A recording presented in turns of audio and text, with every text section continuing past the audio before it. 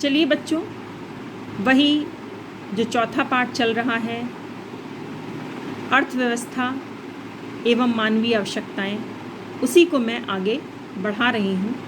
और आज मैं आप लोगों को जो अर्थव्यवस्था है या जो हमारे घर के धन का प्रबंधन है, उसकी विशेषताओं के बारे में बताने जा रही हूँ।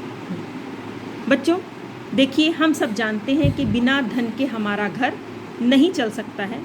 तो जो धन के प्रबंधन की जो विशेषताएं हैं, उनके बारे में आज मैं आप लोगों को बता रही हूँ कि जो विशेषताएं हैं, उनमें पहली विशेषता है मूलभूत आवश्यकता को प्राथमिकता। तो सबसे पहले जो हमारी ज़रूरी आवश्यकताएं हैं, जैसे भोजन, वस्त्र और मकान, उनको हमें पहले प्राथमिकता देनी चाहिए। उसके बाद की जो आवश्यकताएं हैं, उन्हें बाद में महत्व दिया जाना चाहिए, तभी हमारे घर का प्रबंधन अच्छा चल सकता है। फिर है जो आवश्यकताओं की समन्वित पूर्ति करनी चाहिए। जो भी हमारी आवश्यकताएं हैं, उन पर जितना धन हमने सोचा है उतना खर्च करना चाहिए।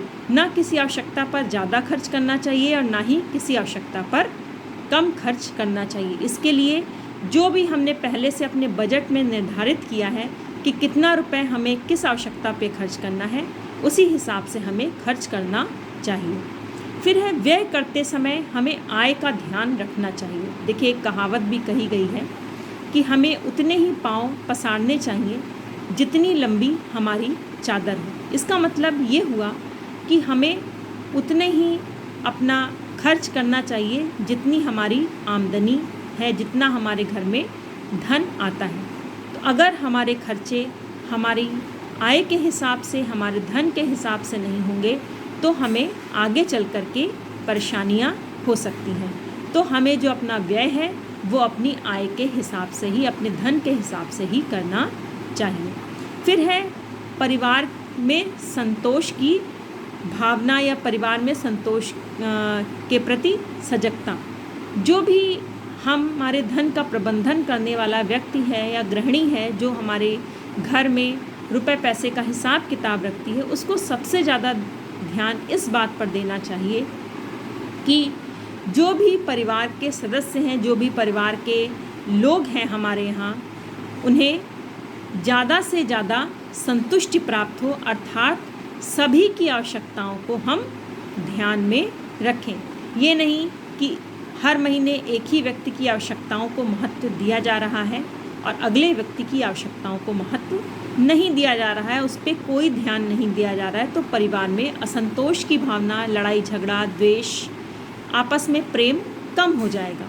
और वहीं अगर गृहिणी इस बात का ध्यान रखती है कि सभी की ज़रूरतें पूरी की जाएं, तो जो हमारा परिवार है वो अच्छे ढंग से चलता है और उसमें संतोष की भावना रहती है।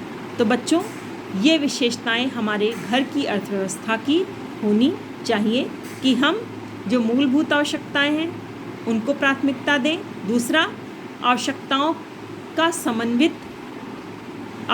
को समन्वित पूर्ति करें और व्यय करते समय आय का ध्यान रखें। इसके अलावा जो परिवार के लोग हैं, उनके संतोष का, उनकी इच्छाओं का ध्यान रखें। तभी हमारे घर की अर्थव्यवस्था, घर के रुपए पैसे का हिसाब किताब अच्छा चल सकता है।